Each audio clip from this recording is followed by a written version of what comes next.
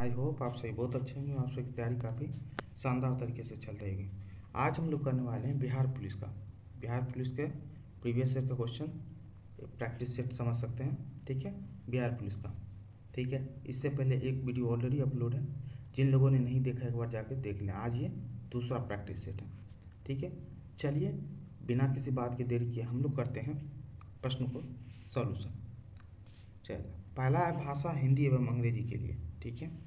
पहला क्वेश्चन, निम्नलिखित में से प्रश्नार्थक निपात, क्या बोल रहा है, प्रश्नार्थक निपात कौन सा है। तो कहने का मतलब है प्रश्न को घोषित करने वाला, प्रश्न को दर्शाने वाला कौन सा शब्द है। तो क्या है, ऑप्शन सी क्या, ठीक है, ऑप्शन सी। नेक्स्ट देखते हैं संकेतवाचक अवयव का, संकेतवाचक अवयव का वाक्य है तो कौन सा है जो संकेतवाचक शब्द को बोध कर रहा है। तो यह गिलास आधा भरा है, ठीक है, ये संकेतवाचक, ऑप्शन ए। चलिए, किसी वर्ण में हलंत का प्रयोग, किसी वर्ण में हलंत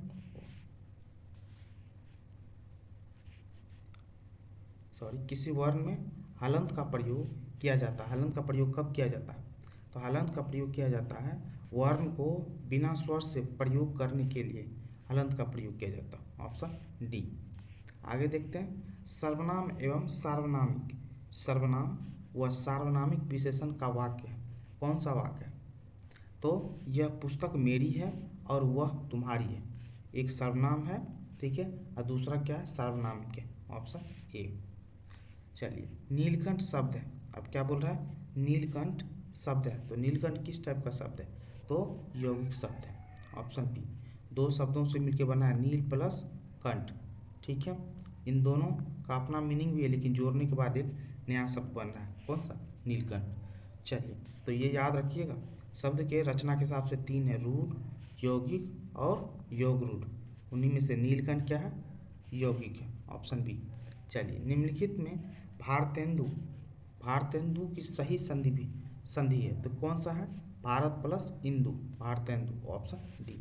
सज्जन, सज्जन का विपरीतार्थी शब्द है, उल्टा शब्द, सज्जन का उल्टा क्या होगा, दुर्जन, ऑप्शन डी।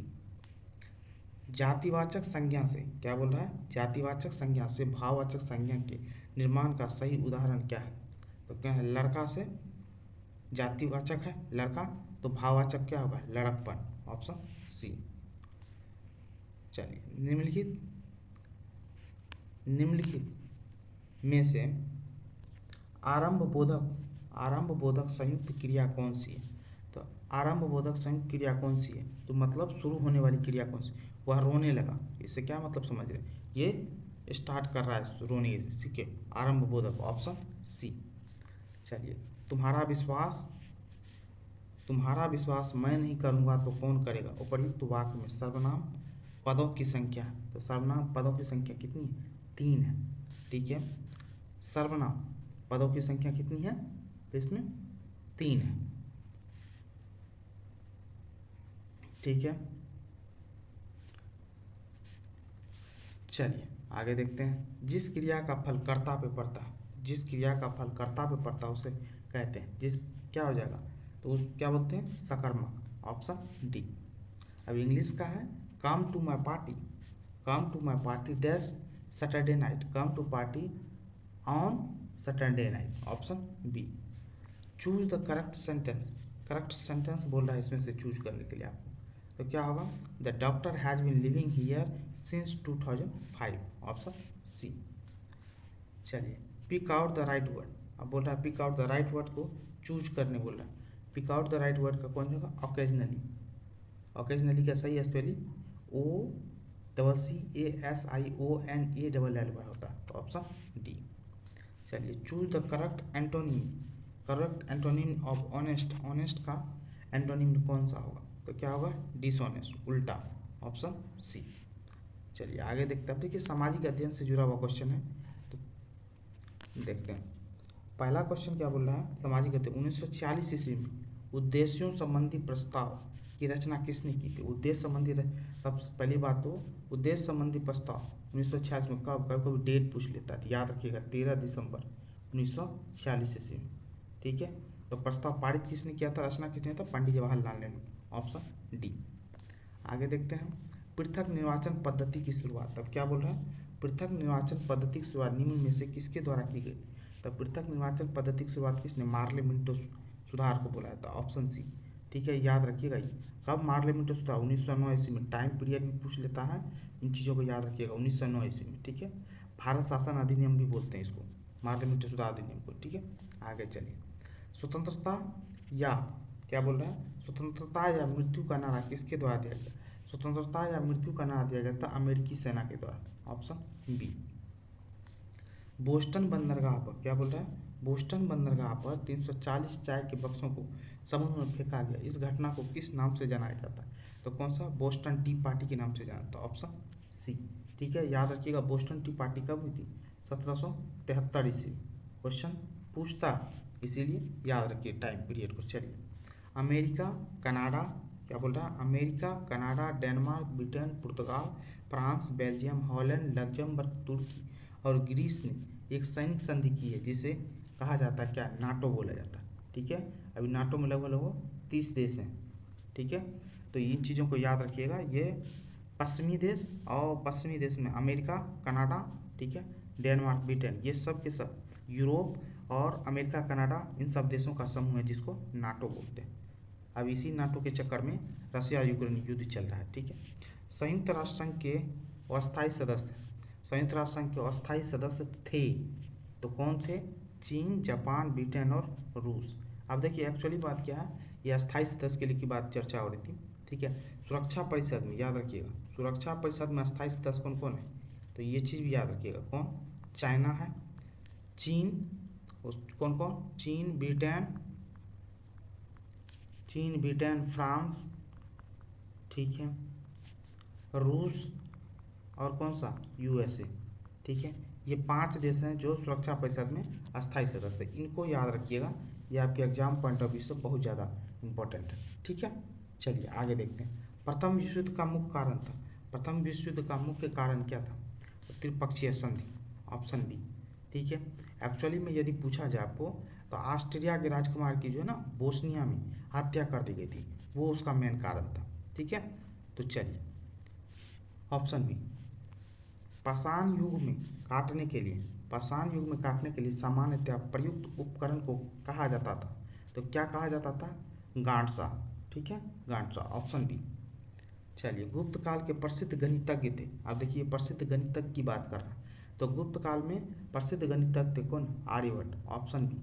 गुप्त काल में देखिए ये आर्यभट्ट किसके दरबार में रहते थे, तो चंद्रगुप्त द्वितीय, किसने, चंद्रगुप्त द्वितीय के दरबार में रहते थे। इसके दरबार में और भी रहते थे फेमस में, वराहमिहिर भी थे। ठीक है, याद रखिएगा, और धन्वंतरी, कौन, धन्वंतरी, याद रखिए, ये भी क्या थे, चंद्रगुप्त द्वितीय के दरबार में थे। इन चीज़ों को थोड़ा सा दिमाग में रखना है, एग्जाम पॉइंट ऑफ से बहुत ज़्यादा इंपॉर्टेंट है आप लोगों के लिए। चलिए आगे नेक्स्ट देखते हैं, अलाई दरवाज़ा। क्वेश्चन क्या बोल रहा है, अलाई दरवाज़ा किसके शासनकाल में बना था, तो अलाई दरवाज़ा बना था किससे, अलाउद्दीन खिलजी के शासनकाल में। ठीक है, तो याद रखिएगा, देखिए अलाउद्दीन खिलजी के टाइम में अलाई का दरवाज़ा तो फेमस है ही, साथ साथ क्वेश्चन पूछ लेता है सीरी किला, सीरी का किला। ठीक है, ये भी किसने, अलाउद्दीन खिलजी नहीं बनवाया था। दूसरा हजार खंभा, क्वेश्चन हजार खंभा, सॉरी हजार खंभा, ये भी किसने बनवाया था, अलाउद्दीन खिलजी नहीं बनवाया था। ठीक है, अलाउद्दीन खिलजी दिल्ली सल्तनत के खिलजी डायनेस्टी का शासक था, खिलजी वंश का शासक था। ठीक है, तो इन चीज़ों को भी थोड़ा याद रखिए।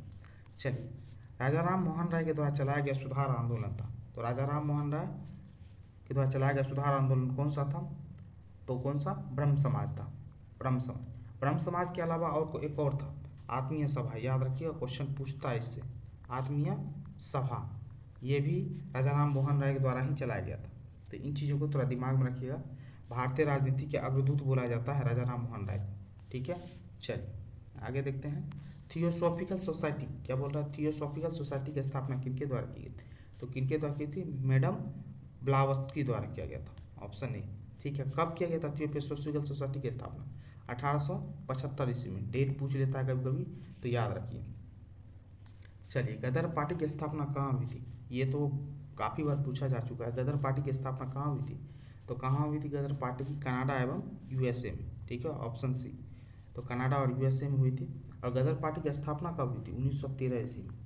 ठीक है, 1913 ईस्वी में। अब किसने किया था? लाला हरदयाल। ये नाम तो सुने होंगे आप लोग, लाला हरदयाल ने किया था।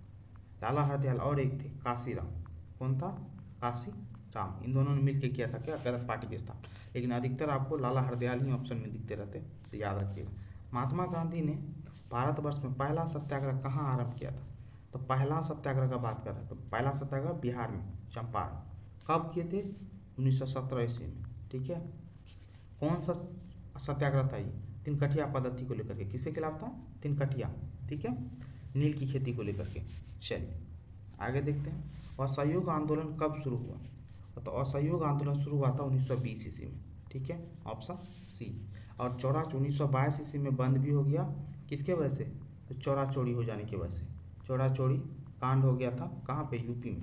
ठीक है, थाने को जला दिया था जिसमें लोग मारे चले गए। इक्वाडोर का चिम्बोर्जी ज्वालामुखी निम्न में से किस श्रेणी में आता है? चिम्बोर्जी ज्वालामुखी शांत ज्वालामुखी में से आता है, ऑप्शन ए। नेक्स्ट, विषुवतीय रेखा क्षेत्र के सघन वन। विषुवतीय रेखा क्षेत्र के सघन वन लाभदायक है किस चीज़ के लिए? तो जड़ी बूटियों के लिए सबसे ज़्यादा लाभदायक है। ठीक है, ऑप्शन बी। आप ग्लास हाउस में सब्जियां कहाँ उगाएंगे? आप ग्लास हाउस में सब्जियां कहाँ पे उगाएंगे? तो कहाँ पे उगाते हैं? टुंड्रा प्रदेश में, ऑप्शन डी। ठीक है, विषुवत रेखा के समीप तापमान सबसे अधिक होता है क्योंकि क्या होता है? सन की लाइट डायरेक्ट पड़ती है और केंद्रित होती है। ताप छोटे क्षेत्र में क्या होता है? केंद्रित होता है, ऑप्शन ए। चलिए आगे देखते हैं। आग्नेय शेल के में निम्नलिखित कौन से तत्व नहीं पाए जाते? क्या बोल रहा है? कौन से तत्व नहीं पाए जाते? तो कौन सा? इसमें परतदार चट्टान भी कहते हैं। ठीक है, तो परतदार चट्टान, ऑप्शन बी। चलिए आगे देखते हैं। निम्नलिखित में से कौन सा खाद्य फसल नहीं है? खाने वाला फसल नहीं है, तो कौन सा? चाय खाने वाला फसल नहीं है, ऑप्शन सी। निम्नलिखित में से कौन सा कारक विषम जलवायु प्रकार के लिए मुख्यतः उत्तरदायी है? विषम जलवायु प्रकार के लिए कौन सा? सागर से दूरी। ठीक है, ऑप्शन सी। 2000 जनगणना 2001 के अनुसार, ठीक है, निम्न में से किस राज्य में महिला साक्षरता प्रतिशत सर्वाधिक है? तो महिला कहाँ पे? केरल। अब एक बात देखिए, ये आज भी केरल ही सबसे ज़्यादा महिला साक्षरता में अव्वल है, तो इन चीज़ों को भी दिमाग में रखना है। लिग्नाइट किस प्रकार का कोयला है? तो लिग्नाइट किस प्रकार का कोयला है? लिग्नाइट तो आपको पता होना चाहिए लिग्नाइट किस प्रकार का, तो निम्न स्तर का कोयला है। ठीक है, ऑप्शन डी। देखिए कोयले की प्रकृति जो है ना 4 टाइप की होती है। कितने टाइप की? 4 टाइप की। एंथ्रासाइट, याद रखिएगा, एंथ्रासाइट। ठीक है, बिटुमिनस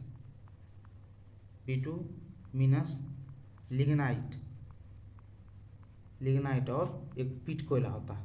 ठीक है, एंथ्रासाइट, बिटुमिनस, लिग्नाइट और पीट कोयला।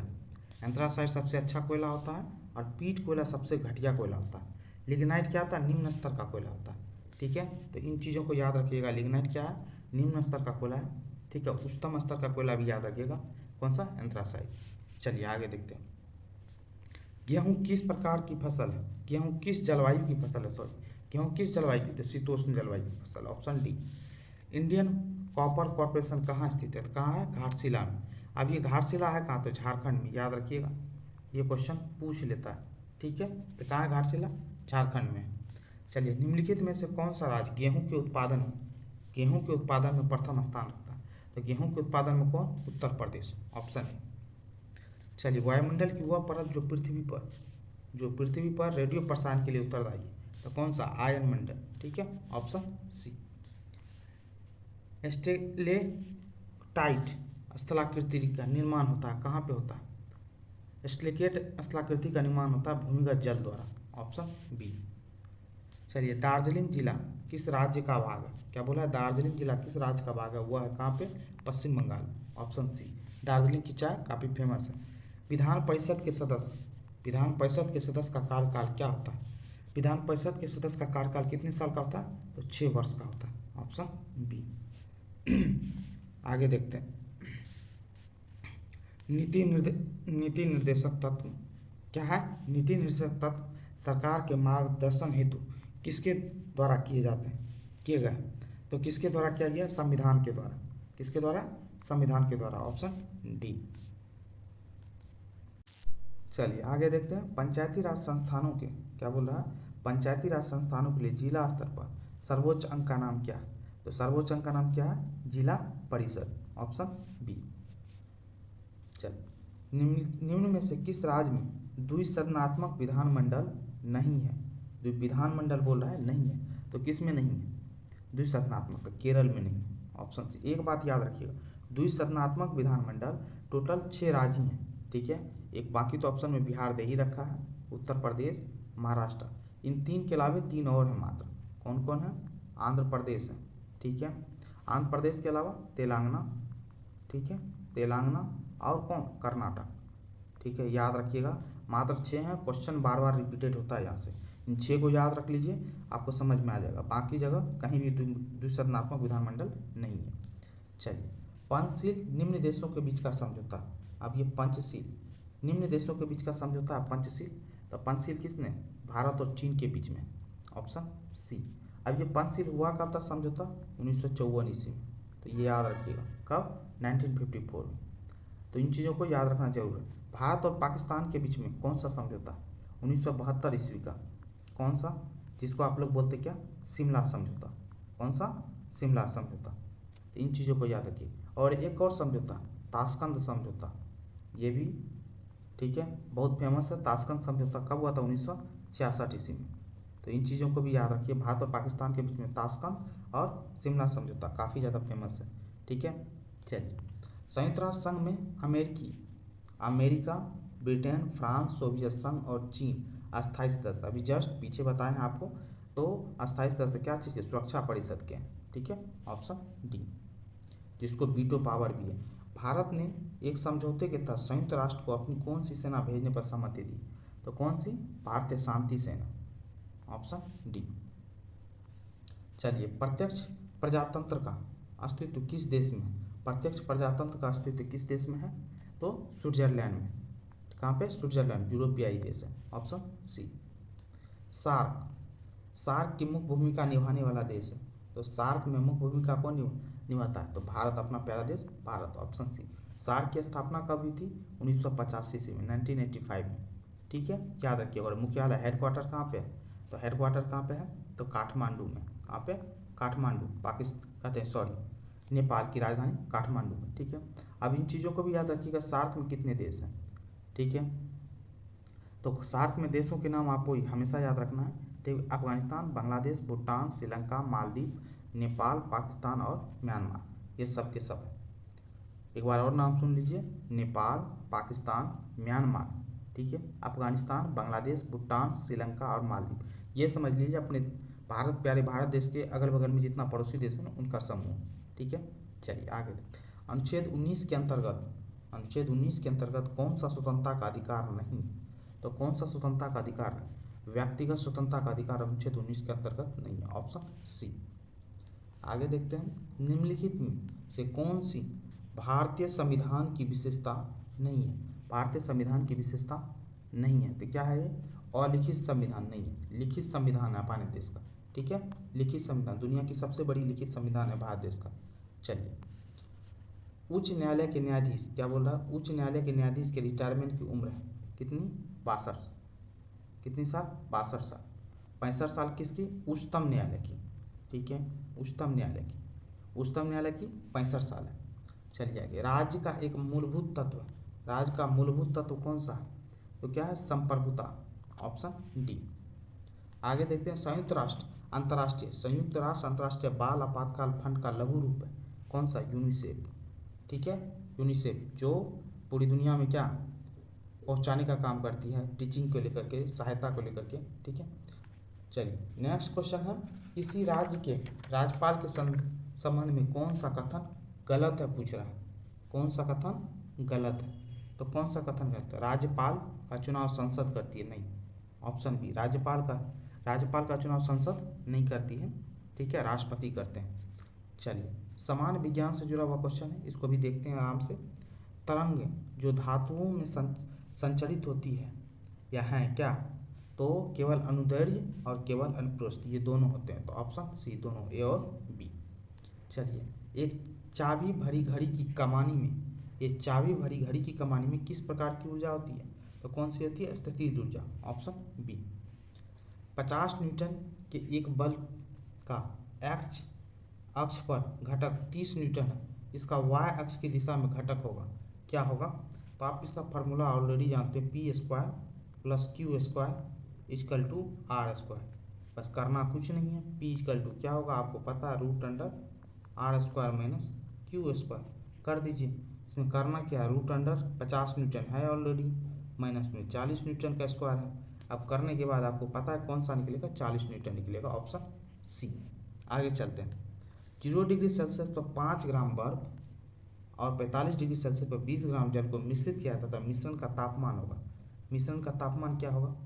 इसमें करना कुछ नहीं है, 20 इंटू 1 इंटू 45 माइनस टी। अब इसको सॉल्यूशन कीजिएगा तो आपको निकल जाएगा 20 डिग्री सेल्सियस। चलिए आगे। एक रॉकेट जिस सिद्धांत पर कार्य करता हुआ है, तो कौन सी गति के तृतीय नियम के को फॉलो करता है, पालन करता है, ठीक है? क्या करता है? प्रत्येक क्रिया के बराबर एवं विपरीत प्रतिक्रिया, ठीक है? रॉकेट इसी सिद्धांत पे कार्य करता है। चलिए, एक पत्थर एक भवन की छत से छोड़ने पर, भवन की छत पर पृथ्वी की सतह पर गिरने में 4 सेकंड लेता है, तो भवन की ऊंचाई क्या है? आपको ऑलरेडी पता, ये चीज फॉर्मूला पता होना चाहिए, s equal to u t plus half A T square, ठीक है? यदि ये पता है, यू यहाँ पे 0 है, ये तो 0 हो गया पूरा पूरा, plus half A T square, A का मान ऑलरेडी दे रखा है 9.8, टी का मान आपको पता है, समय दे रखा है कितना, तो 4 का स्क्वायर। अब इसका सॉल्यूशन करेंगे तो आपको मिल जाएगा कौन सा, 78.4, ऑप्शन डी। इतना तो आप कर ही सकते हो, ठीक है? एक घर में 60 वाट के 5 लैंप और 75 वाट के 4 पंखे प्रतिदिन 6 घंटे उपयोग के लिए जाए, 30 दिन के 1 महीने के उपयोग, 30 दिन के बाद कह रहा है कि कितना यूनिट बिजली आएगा। तो आप ऑलरेडी जानते हैं, यहाँ पे करना कुछ नहीं है, 60 गुने 5, क्योंकि 60 वाट है और 5 लैंप भी है, ठीक है? ये चीज़। दूसरा 75 वाट का है, 4 पंखे चल रहे हैं, और 4 पंखे के साथ साथ, ठीक है, 4 पंखे चल रहे हैं, तो इस टाइप से निकाल लिए। अब इन दोनों को निकालने के बाद आपको पता चलेगा कितना हो जाएगा, 600 वाट। इतना तो आप कर जान चुके होंगे।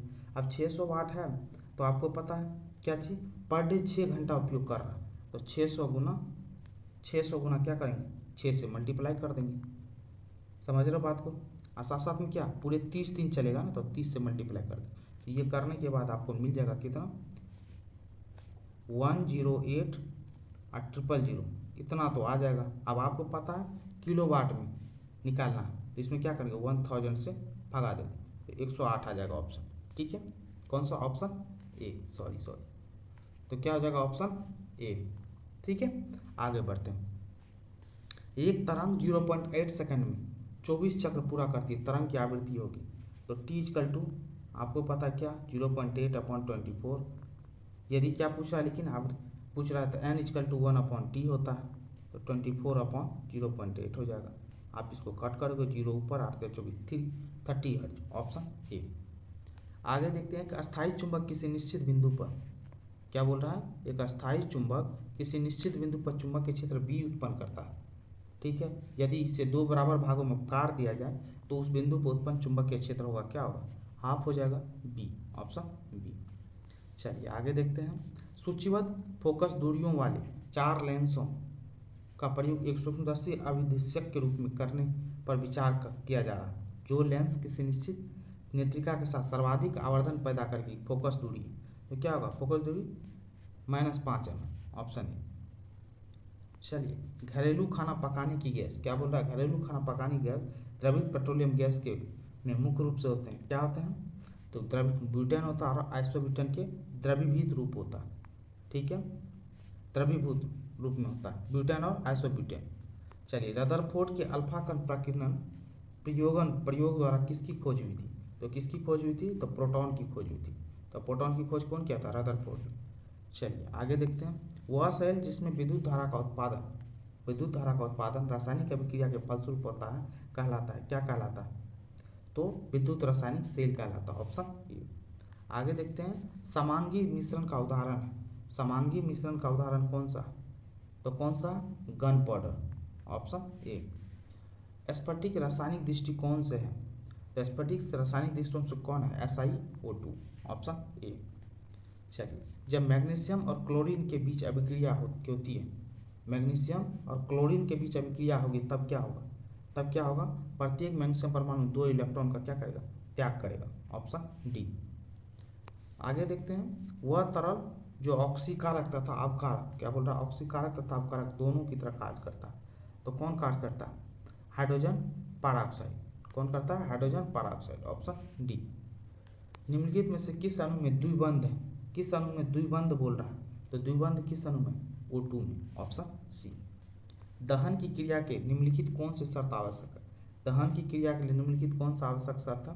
तो पदार्थ के ज्वलन ताप की प्राप्ति, ऑप्शन सी।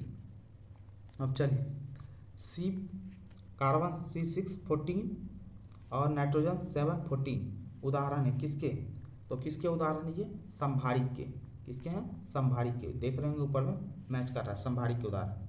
चलिए, प्रकाश संश्लेषण की दर अधिकतम होती है। प्रकाश संश्लेषण की दर अधिकतम किस में होगा? लाल रंग के प्रकाश में मैक्सिमम होता है, ऑप्शन सी। एक पौधा पर दूसरा उगने वाला पौधा, एक पौधे पे दूसरे उगने वाले पौधे को क्या बोलते हैं? तो क्या बोलते हैं? एपीफाइट बोलते हैं, ऑप्शन डी।